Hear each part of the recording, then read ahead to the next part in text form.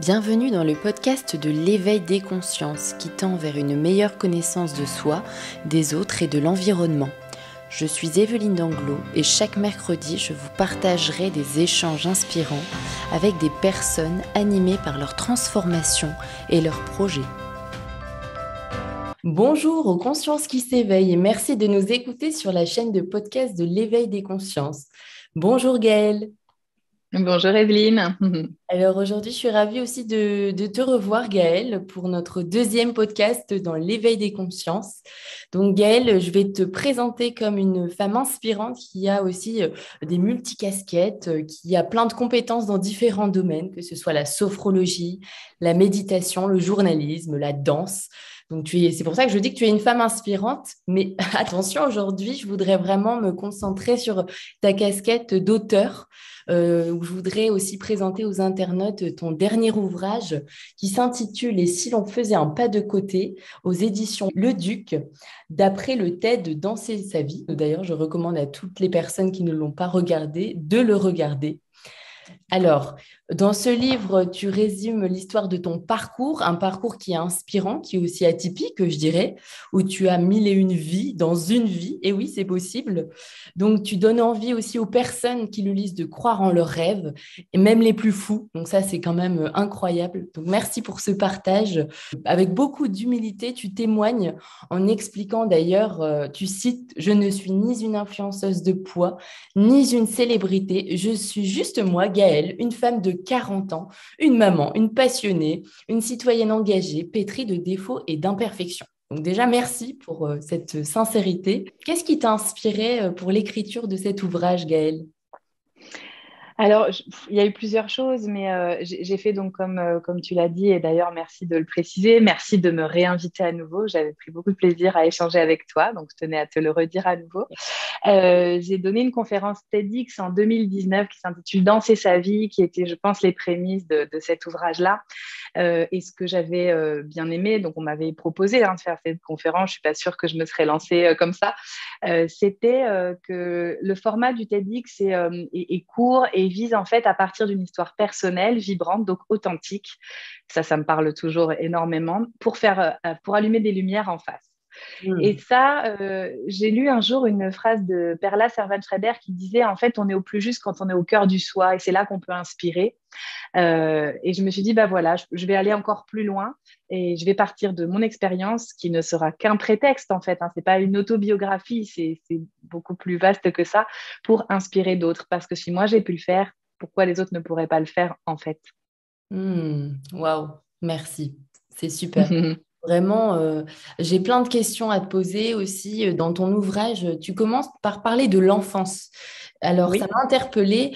Tu expliques qu'on a tous des rêves, forcément. On ne se souvient pas, ou alors du moins on les occulte pendant plusieurs années, jusqu'à ce qu'ils reviennent. Ils frappent un peu à la porte aussi. Alors, est-ce que tu peux nous parler, toi, de tes rêves?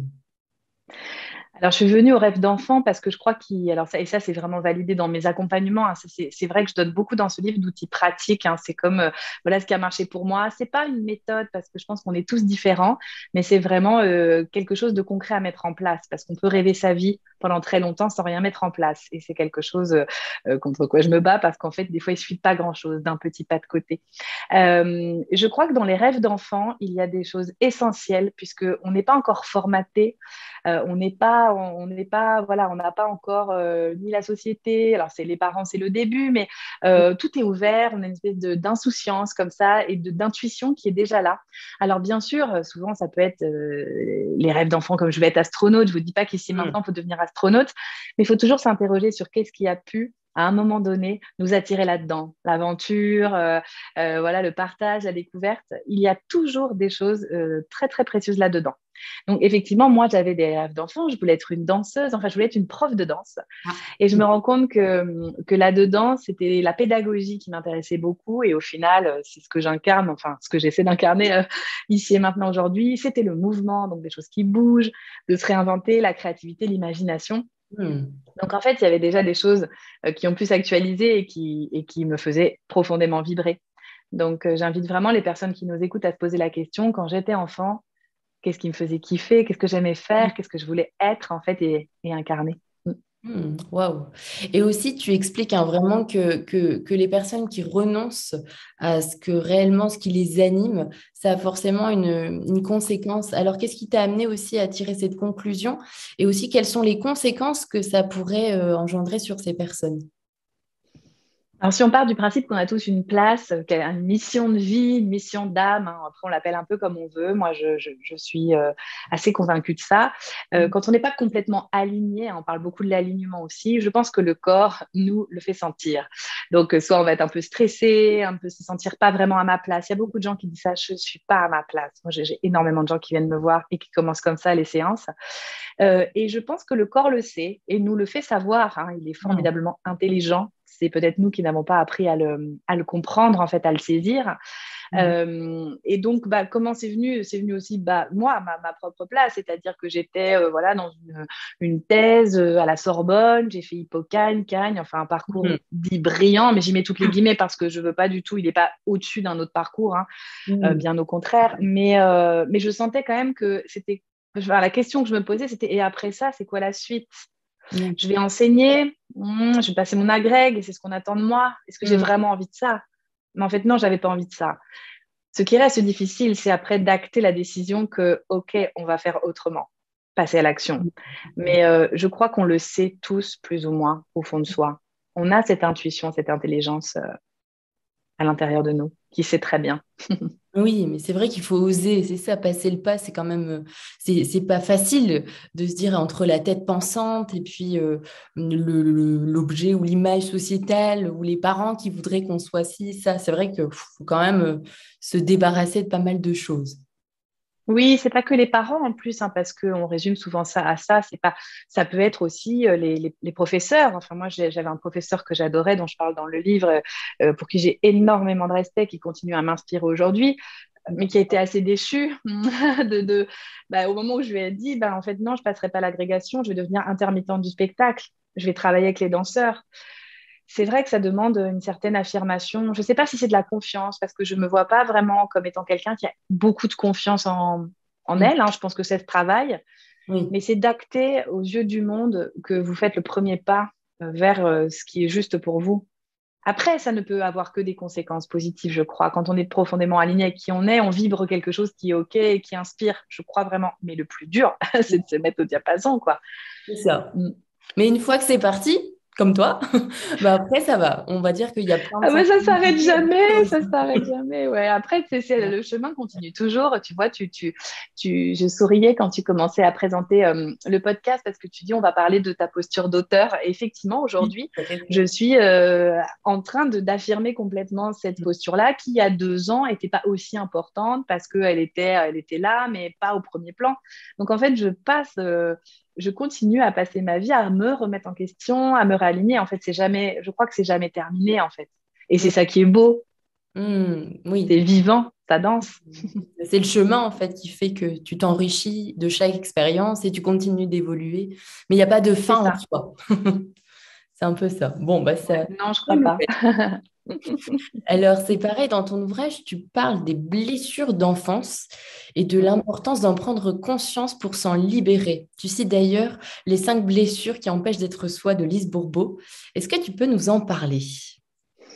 Oui, alors on en a tous hein, des blessures et elles continuent de s'activer dans nos vies. Je pense pas qu'on les guérisse vraiment de manière définitive, mais je crois que c'est important de savoir dans notre existence à quel moment on est guidé par bah, notre nous profond, la part intuitive qui sait très bien, et puis la part blessée. Un exemple concret, ça pourrait être dans les relations amoureuses, par exemple. Hein, c'est souvent là que s'incarnent, enfin que s'activent plutôt les blessures. Si je suis attirée vers un ou une partenaire par le fait que j'ai la blessure d'abandon, la relation ne va pas être équilibrée de fait, puisque c'est la blessure qui parle. J'aime bien citer, tu sais, ce petit film d'animation Vice Versa. Donc, c'est un film d'animation sur les émotions, mais qui raconte très bien comment nos parts peuvent prendre les commandes et nous faire agir, et qu'on le regrette parce que c'était pas notre, voilà, notre vérité profonde qui était en train d'agir, c'est notre blessure qui parlait. Et on Mm. fait pas des choix qui sont conscients et OK pour nous quand c'est comme ça. Donc, c'est juste de le savoir, de l'identifier. Ça veut pas dire qu'on va forcément l'éviter tout le temps, mais au moins on le sait. La Mm. conscience, ça change tout. C'est pas à toi que Je vais apprendre ça. Mais oui, mais c'est vrai que ça me parle beaucoup ce que tu dis aussi parce que finalement, tu nous incites aussi à être notre propre explorateur au travers des conseils que tu donnes dans ton ouvrage où tu demandes à la personne, au lecteur, de prendre 5 minutes, de se poser et vraiment déjà de réfléchir sur peut-être des blessures qu'elle vit parce que on n'en prend pas toujours conscience. On est tout le temps dans une vie qui est tellement active que se poser 5 minutes pour se dire, bon, bah, quelle est ma blessure prépondérante? Bon. Il y a la question du temps, c'est-à-dire tu as raison de s'arrêter, et puis il y a la question de faire face quand même. C'est deux moments différents, parce qu'en tant qu'être humain, quand c'est désagréable, Hmm. et ben ce qu'on veut faire, c'est soit on se fige et donc on n'agit plus, on est comme le lapin dans les phares de la voiture, tu vois, au milieu de la route, Ouais. arrêter, pause, voilà, Ouais, les yeux ouais. grands ouverts, ou alors on fait autre chose, on se divertit. Donc nos vies bien remplies sont aussi parfois des super stratégies d'évitement. Hmm. Faire face, ça demande du courage, et c'est regarder ces blessures, ces émotions désagréables comme des amis, quoi. Comme, OK, bienvenue, qu'est-ce que tu as à me dire? Parce que si on n'avait pas tout ça, si on n'avait pas ces alertes, on ne serait pas protégé, en fait. Ça a toujours un côté très enrichissant. Mais on n'a pas appris, et notre société ne véhicule quand même pas, globalement, l'idée de bienvenue à la peur, bienvenue à la tristesse. On est tout le temps en train de se dire, faut être heureux, consommer, voilà. Et le désagréable, je crois qu'on a beaucoup à apprendre à travailler avec notre désagréable. Et ça s'apprend avec des outils très concrets, très Hmm. simples, qu'il faut mettre en place. Mais Oui. voilà, Alors, c'est est-ce que un autre apprentissage. tu peux nous parler un peu de ces outils? J'en mentionne deux dans l'ouvrage, et souvent je les mentionne. Il y a l'outil Tipeee. Alors, c'est Luc Nicon, qui est un thérapeute, qui a aussi mis ça en place, mais c'est quelque chose il se sert en fait de notre processus que nous on a tous en soi de régulation émotionnelle. Hmm. Mais c'est présent dans des traditions ancestrales, en fait. Et moi qui suis bouddhiste, j'y suis très sensible. C'est vraiment nourrir les démons. Donc, c'est Lama Tsultrim Allione qui a écrit Feed Your Demons, donc nourrir le démon. C'est vraiment comme si tu avais un démon en face de toi et que tu disais, bien, viens, assieds-toi. Hmm. Et à quoi tu ressembles, et de quoi tu as besoin, en fait, là? Pourquoi tu viens me voir et que tu. Et je trouve cette. Et je l'applique beaucoup en séance, en tout cas de manière technique, pas bouddhiste, hein, ça, c'est ma croyance à moi, personnelle, mais et je suis assez. Enfin voilà, j'ai trouvé vraiment un terrain qui me plaît, dans lequel je pense je suis plutôt douée. En fait, on a notre terrain un peu pour aller travailler le désagréable. Ça, c'est quelque chose qui me plaît, aider les personnes à traverser les ombres et à les accueillir vraiment comme une part de toi, en fait. Parce Hmm. que sinon, si tu refuses, en fait, tout ce désagréable, tu refuses une partie de toi. C'est Hmm. terrible, en fait. Ouais. Tu renies une partie de ton expérience. Hmm. Donc, l'idée, c'est peut-être de se dire dans ce désagréable, si par exemple ma peur s'active, ma tristesse est là, c'est qu'elle veut me protéger de quelque chose, c'est qu'il y a des besoins aussi qui ne sont Hmm. pas assouvis, tout simplement, et sans cet indicateur qui est un peu comme le warning dans une voiture qui s'allume parce qu'il n'y a plus d'essence, c'est essentiel d'avoir ce signe-là. D'accord, ouais. Ouais, c'est vrai que c'est super ce que tu nous dis aussi parce que, enfin, je veux dire, il faut quand même faire face, comme tu dis, parce que sinon, je pense que ce sont des choses qui viennent, mais qui te mettent dans des difficultés de plus en plus conséquentes. Au plus, Bien sûr. justement, tu les renies en leur disant, bah non, vous faites pas partie de moi, alors que les accueillir, c'est ça, finalement, c'est accueillir l'ennemi, qui est moi-même. Oui, c'est ça. Donc, Oui, l'ennemi comme un allié, en fait, parce que c'est ça aussi dans nourrir ses démons. Il y a vraiment comment le démon se laisse place à l'allié, en fait, qui va être avec toi pour t'aider. Ça me fait vraiment penser ces techniques-là. Moi, j'ai eu beaucoup de retours des personnes que j'accompagnais sur ces techniques, précisément pendant le confinement. hmm, C'était assez éclairant parce que pendant le premier confinement, qu'est-ce qui s'est passé? On n'a plus accès à ce qui d'habitude nous permettait de nous divertir de hmm, notre expérience. hmm, Donc, en fait, les personnes qui avaient ces outils, et moi j'en fais partie, j'en suis vraiment très reconnaissante, ça m'a beaucoup aidée. Je crois que j'aurais pas eu ça, j'aurais été vraiment encore plus dévastée parce que voilà, c'était accueillir ce que l'on hmm. ne peut changer là. De toute façon, on n'avait pas le choix.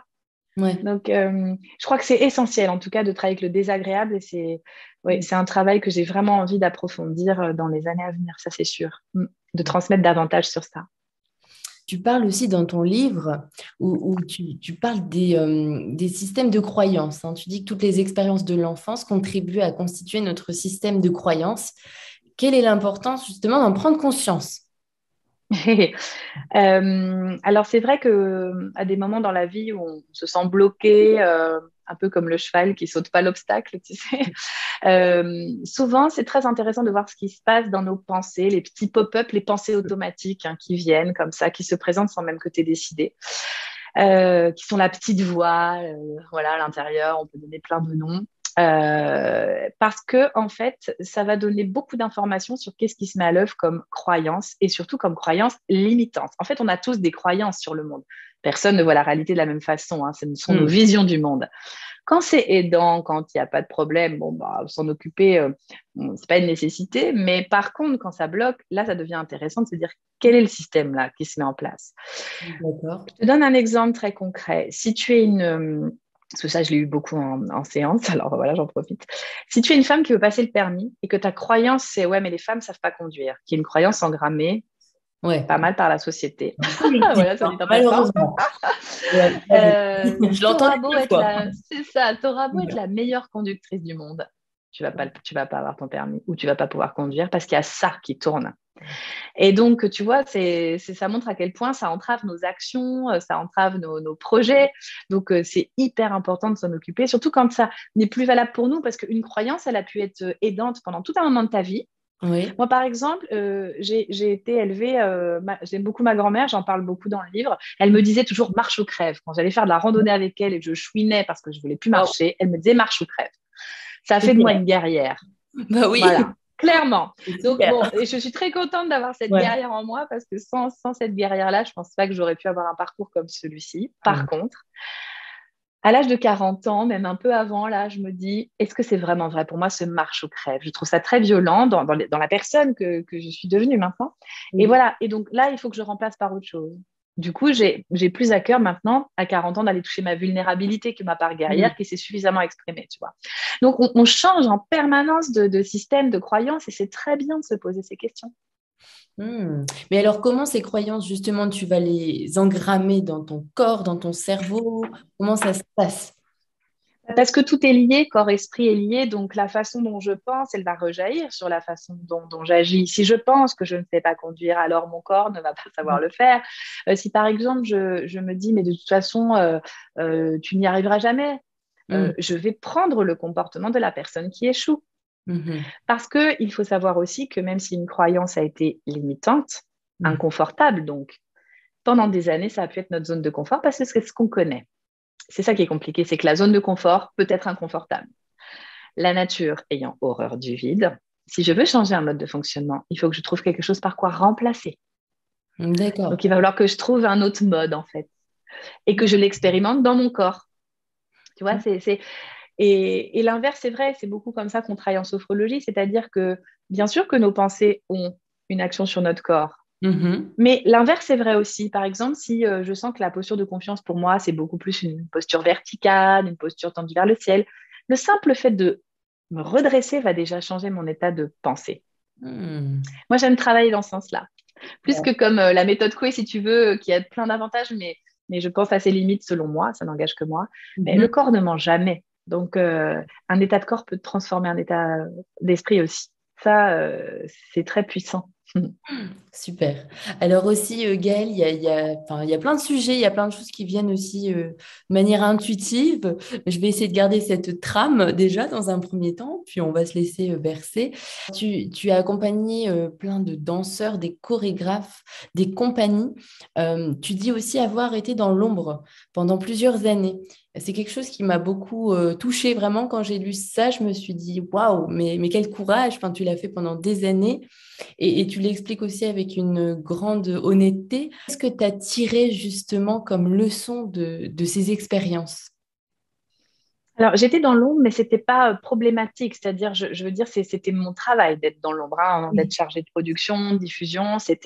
J'ai pas subi. Alors oui, bien sûr qu'à des moments, ça a sans doute été difficile, mais c'était mon boulot et j'aimais ça. Par contre, c'est vrai que quand on travaille avec un artiste, aux côtés d'un artiste, ce qui reste compliqué, c'est d'assumer sa part artistique à soi, puisque l'artiste, c'est précisément la personne que tu es en train d'accompagner. Et bon, c'est quelque chose contre lequel je me bats maintenant parce que je pense justement que toutes les personnes qui travaillent aux côtés des artistes ont une part artistique très, très puissante qui ne s'affirme pas forcément, mais qui est là. C'est un métier qui demande beaucoup de créativité que d'accompagner un artiste aussi.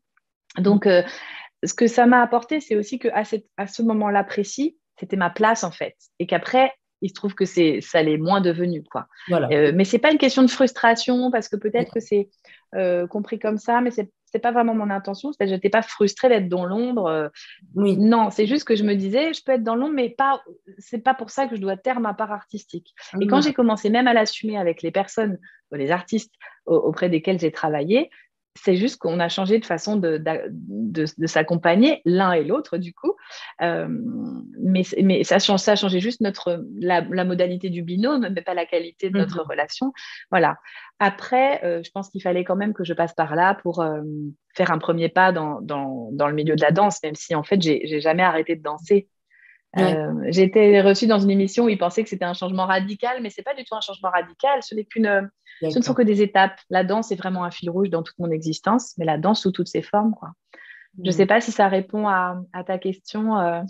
Oui, tout à fait. C'est vrai que tu parlais aussi de la cause féminine, hein. Il y avait aussi cette petite partie. Alors, justement, qu'est-ce qui t'a motivé à défendre cette cause? C'est très intéressant cette question parce que justement en ce moment, c'est aussi tout comme la posture d'auteur, d'autrice, comme vous voulez, qui s'affirme. C'est vrai que par contre, j'ai occupé des postes qui étaient quasi exclusivement féminins, chargés de production, attachés de presse, voilà, et qui étaient mal considérés.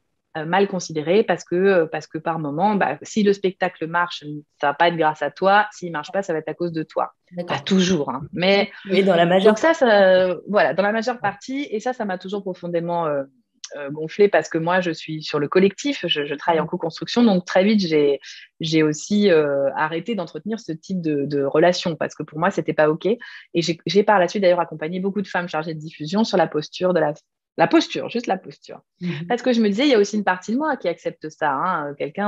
On peut pas abuser de toi si toi, tu n'as pas autorisé, en tout cas dans ce type de relation-là. Hein. Je parle pas d'abus plus graves, mais voilà, donc ça m'a beaucoup questionné.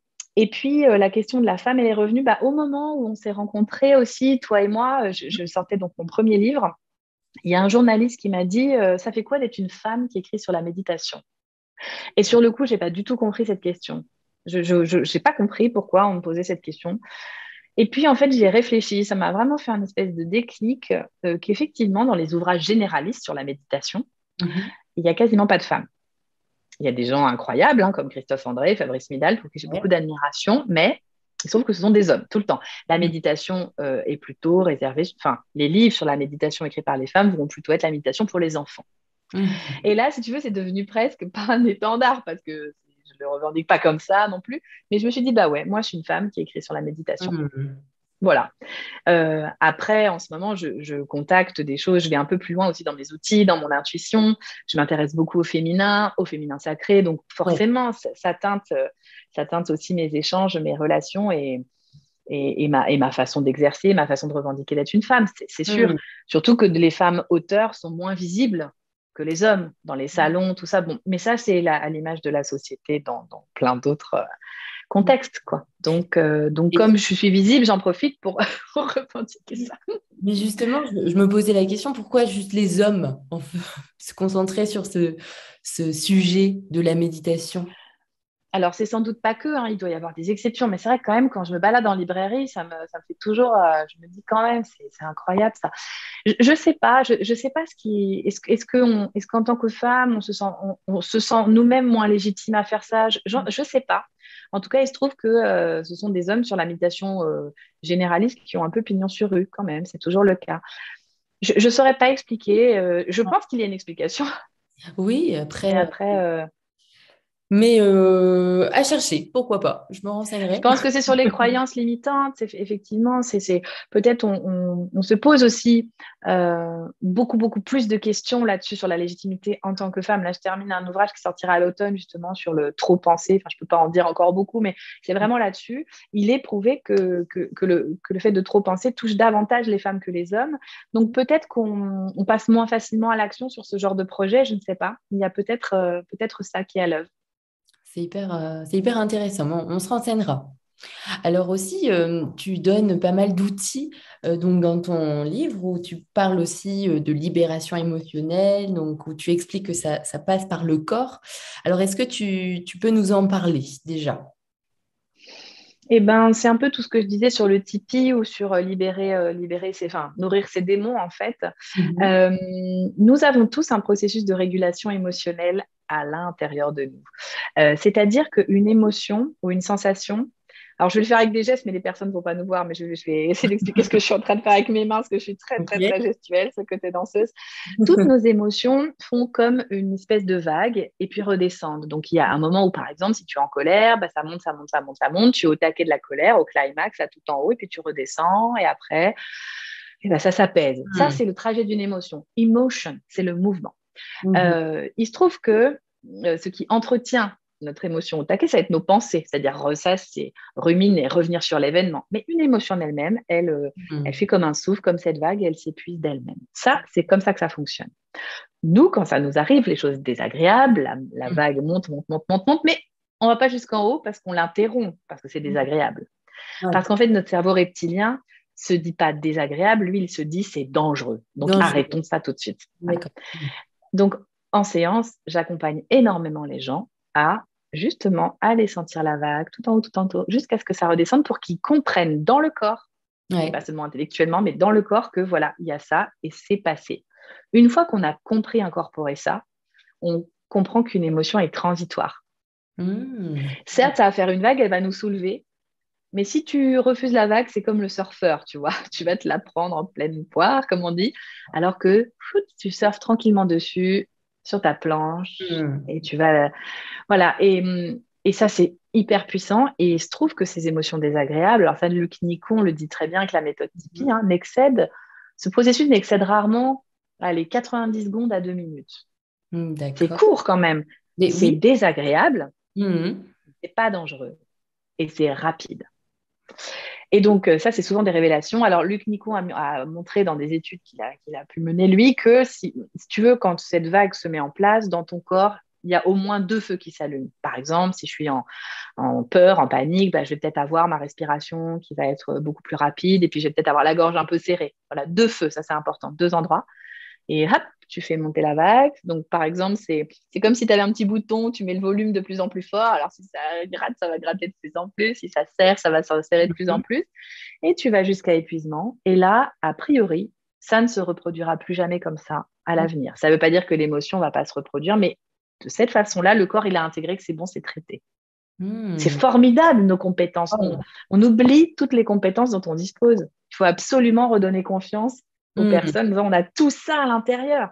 C'est Waouh, génial, en fait. c'est génial. Juste prendre le temps, en fait, de les mettre en pratique et C'est puis ça. de voir et puis aussi de perdurer parce que finalement, c'est une question aussi de travail. Enfin, c'est comme tout, c'est de la discipline, hein. D'ailleurs, toi, tu es Ouais. aussi intéressé par le bouddhisme, de ce qu'on voit aussi dans l'ouvrage.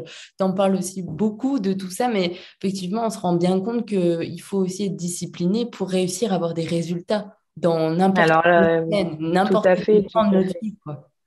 Alors, Tout est-ce que à fait. Et voilà. c'est là que le bas blesse par moment parce que la persévérance, la discipline, c'est vraiment essentiel. Le courage aussi, parce Hmm. que sans ça, tu peux pas avancer en fait. Donc, et c'est souvent là l'écueil en fait. Ça me fait vraiment penser en ce moment. On me dit beaucoup, mais comment vous avez fait pour écrire des livres? Bah, pour moi, c'est la même chose. J'ai du mal avec cette question parce que on voit l'écriture comme quelque chose. Tu recevrais une espèce d'inspiration divine qui te traverse et hop, on y va. Bon, l'écriture intuitive peut-être, évidemment, c'est très intéressant, mais c'est autre chose. Mais à un moment donné, si tu veux écrire un livre, il faut Hmm. déjà t'asseoir à écrire, tout simplement. C'est Donc, pas faux. il y a ce côté vraiment de... Et toutes les personnes qui ont traversé ces chemins, te le diront, le persévérance, la discipline, le courage, la force, et c'est là qu'il ne faut pas lâcher, en fait. Hmm. Répéter, répéter, répéter. La méthode Tipeee, la méditation, toutes ces techniques, la sophrologie, si tu le fais qu'une fois, bah oui, évidemment, tu as peu de chances que ça marche, entre guillemets. Hmm. Donc l'idée, c'est vraiment le rituel. Et ça, c'est pas toujours c'est un peu un gros mot. D'ailleurs, je m'en amuse beaucoup avec mes patients en disant, écoutez, moi, le gros mot que je vais vous dire en sophrologie, c'est la discipline. Désolée, c'est pas très vendeur, mais c'est comme ça, il faut s'entraîner. Donc ça Ouais. les fait sourire parce qu'on attendrait tellement le truc magique où tu as juste Ouais. à Appuyer sur avaler la petite le bouton pilule et magique, ouais. appuyer sur un bouton et voilà quoi. Bah ouais, mais c'est pas comme ça que ça fonctionne. Ouais. Hmm. Et il y a aussi quelque chose qui m'a interpellée, c'est quand tu parles justement de ta partie intuitive, tu expliques vraiment que tu t'es rendu compte que tout était en toi. Donc, même au-delà de tous les outils qu'on avait, la méditation, la sophrologie, voilà, tu avais développé cette intuition et ça t'aidait en tout cas à cheminer. Alors, il y a ça, et c'est pas tellement que j'ai un super pouvoir. Par contre, je voudrais bien que les personnes comprennent ce que j'ai voulu dire. Enfin, c'est sous-entendu dans tes mots, bien sûr, hein, mais c'est pas que j'ai un super pouvoir. C'est pas ça. C'est qu'en fait, peu importe l'outil, que tu fasses de la méditation, d'hypnose, etc., si toi, t'es pas aligné, si Mhm. tu n'es pas accordé avec ton instrument, parce que ton instrument dans l'accompagnement des personnes, c'est toi, effectivement. Enfin, c'est Mhm. toi, c'est pas ton ego, c'est ce que tu vibres, voilà, que tu es bien conscience de qui tu es, là où tu es, euh, peu importe l'outil. La compréhension de l'humain, en fait, moi, je me dis, là, maintenant, j'arrive à me dire, et c'est pour ça que je change aussi. Donc, comme quoi, hein, les auditeurs vont le comprendre, tout est en mouvement. Mhm. J'ai du mal maintenant à dire je suis sophrologue, par exemple, alors que voilà, je le suis hein, complètement. Je vais même écrire un bouquin là-dessus. Enfin bon. Mhm. Mais je préfère dire que j'accompagne les personnes et qu'il y a des outils que je sors au moment où c'est opportun, en fait, parce que ce qui compte, c'est la compréhension de la demande de la personne, en fait, et de l'outil qui va le mieux correspondre, tu vois. Je me résume plus à l'outil, je me qualifie plus par l'outil, voilà, c'est ça. Parce que j'ai compris que effectivement, c'est dans le travail que j'ai aussi nettoyé, comme si je nettoyais mon instrument, ma flûte traversière, tu vois, mon violon. Ouais. Euh, la supervision, j'en parle aussi dans les livres, c'est très très important, le travail sur soi. C'est ça qui va faire que je vais être juste ou pas. Et qu'il faut que je le sache, quand je suis pas alignée, ça m'arrive, hein. Bah, évidemment, ça m'arrive comme à tout le monde, hein. Mais je le Oui. sais. Enfin, j'essaye en tout cas de l'identifier, de me dire là, c'est peut-être pas la peine que tu prennes une personne en accompagnement. C'est pas le... Mhm. diffère à la semaine prochaine. Ouais. Et ça, c'est pas si simple, hein, enfin, parce que la tendance peut être aussi rapide de dire bon, non, mais je vais le prendre, j'enchaîne les rendez-vous après tout. Et puis l'ego nous guette toujours. Mhm. Donc voilà, Ouais. c'est toujours à nettoyer, quoi. Et puis d'évoluer. Ma pratique, elle évolue aussi avec la personne que je deviens de jour en jour, en fait. Donc, Mhm. j'accompagne plus de la même façon Oui. enfin, qu'il y a 2 ans, c'est normal. Mhm. Alors, il y a Mhm. aussi quelque chose que j'ai essayé d'ailleurs, c'est écrivez une lettre à votre futur moi. Donc, Ah, s'écrire une lettre à j'adore, soi-même. j'adore. Alors, j'ai trouvé ça Ouais. hyper créatif. C'est ça qui est chouette, on sent vraiment ta patte. On sent que c'est toi parce que c'est créatif. Tu nous demandes aussi de faire des dessins, enfin voilà, de s'amuser finalement en allant explorer, etc. Donc, qu'est-ce que ça peut nous apporter?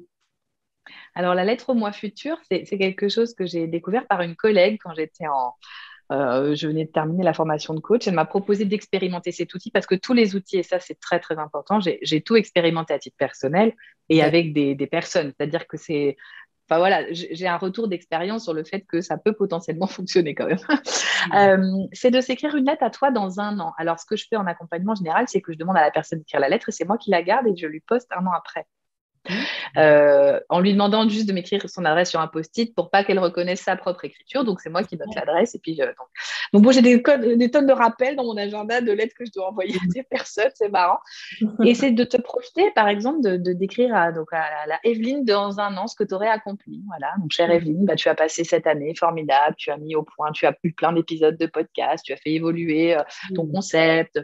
Et puis personnellement, voilà, comment tu es dans un an. Et c'est hyper chouette, enfin, c'est très émouvant de recevoir cette lettre parce que bien souvent, tu as oublié que tu as écrit ça un an après.